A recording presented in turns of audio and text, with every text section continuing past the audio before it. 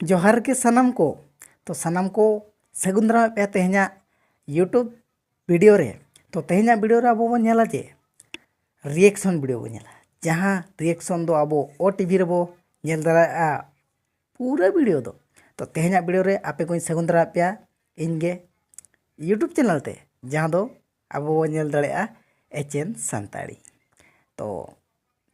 देला तेहना नोआ रिएक्शन वीडियो ना टॉपिक चेत कना और सब्जेक्ट चेत कना वो बाडाय लगे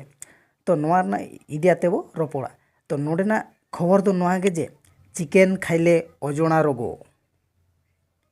बड़ा दारा कना पे 21 मृत्यु तो सिम जिल बॉयलर जिल पे जम लेखान हाना नवा आजार नाम पिया मेनते खबरे लैया और नोआ आजार ते 21 जन को गज हुई कना तो आर तिनंगन को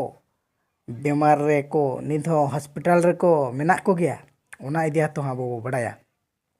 तो चेदा को मनाया और जमाबो चेद लका से बाबो जम उतरा तो नोआ इदियाते तेहना वीडियो दो तो देला तेहना वीडियो आपे को इदियाते और आपे को सावते तेमो चर्चा और नोआ चोटो पर रिएक्शन बो एमा आसाइन आपे अड़ी भागी पे बुझावा और नोआ वीडियो ना रिएक्शन दो मुचे रे तहना इना रिएक्शन तो आलोन हड़िया और वीडियो जुदी नपाय पे बुझो तो लाइक कमेंट शेयर दो आलोन हड़िया और चैनल जुदी पे नवाय खान दो सब्सक्राइब पे नौका के नवा नवा वीडियो आपे को साथे शेयर हुआ तो देलाबन वीडियो बढ़ती बा मिलो तो एतहब लगे चिकेन खाइले हेब विरल रोग लिभि गलानी 21 जनक जीवन दीप हेले आपे तो सतर्क रुहंतु आपण भी होई पारंती आक्रांत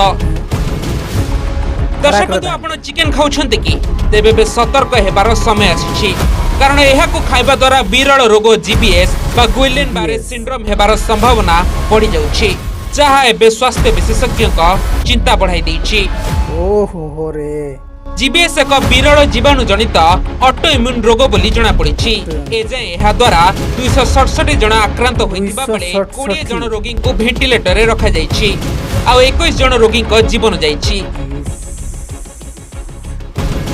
जीवाणु एवं भूताणु द्वारा एही रोग व्यापिबार मुख्य कारण भाबे विवेचना करा जाउछि जेउथिरे कैमिलोबैक्टर द्वारा एहा व्यापुथिबा जणा पड़िछि। एही जीवाणुटी प्रायतः कुकुड़ा छेली एवं पक्षी मानक ठारे देखिबाकू मिलिथाय तेणु संक्रमित कुकुड़ा खाइबा द्वारा जीबीएस हेबार आशंका बढ़ी पारे बोली स्वास्थ्य विशेषज्ञ मत रखिछन्ति। कंचा किंबा भल भाबे रंधा होई नथिबा चिकेन खाइबा द्वारा एही जीवाणु शरीर रे प्रवेश करिथाय फଳରେ व्यक्ति असुस्थ होई पड़े तेणु मांस को भल भाबे रांधि करी खाइबाकू लोकमानकू परामर्श दिया जाउछि।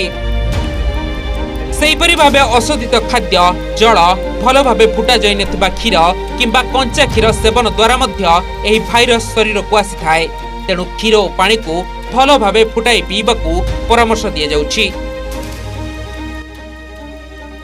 जीबीएस विशेष करी पिला एवं वयस्क मानकू अधिक आक्रमण करुछि एहा सीधा सड़क स्नायु को आक्रमण करुथिबारु रोगी माने पक्षाघातर शिकार होई वेंटिलेटर रे भर्ती होउछन्ति और रोगी को जीवन प्रति मध्य विपद सृष्टि होउछि। तो वीडियो रे जहाँ पे नेल किया जे चिकेन खाइले ओजोना रोगो 21 जन मृत्यु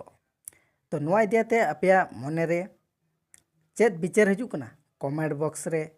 ऑल आलबन हिड़िमा तो नोआ इदियाते तेहना कथार दो इनी ले जे जहाँ के बाजार रे पे जमेत बॉयलर लेयर जिल को आर हाना ताना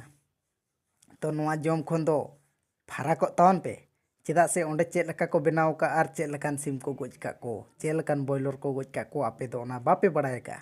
तो ओंडे मा आपे सिविल सड़म पे जम अगुया मेनखान ओड़ा पे हेज लेन परे आजार को नाम पे खान दो आपे पे आजार लेन परे दो उनको दो बान हा बाको बुझवा तो ओना खन बेसोआ तो आपे सिम जम दो बगी तावन पे आलो पे जमा और जम सना पे खान दो बाजार रे दो बांग जमाते ओड़ा रे असूल को पे बार पे हपन पोरे उनको सिम आपे ओड़ा रे को पे असूल का को उनको बेस तरहते इसिन बसांगते जम को पे जहाँ लका दा अबो हेडेज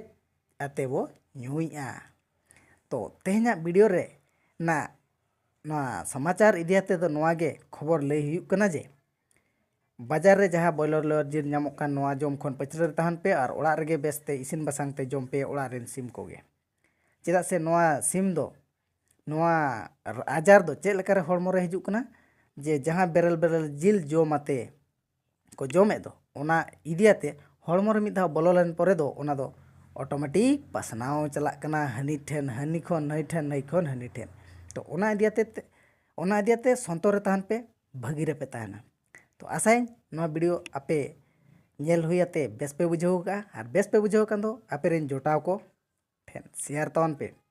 और जहाना मेन सना पे खान दो कमेंट बॉक्स आपे लगित गे रड़ा कना तो कमेंट्स तवन पे चेदा बांगमा कमेंट लेखान पे आपे राय हूँ बड़ा दड़ेया और आपे को सला रोपण हुआ और जुदी चैनल रे पे नवा गे खान तो सब्सक्राइब पे जोजम धरे ना आरा बटन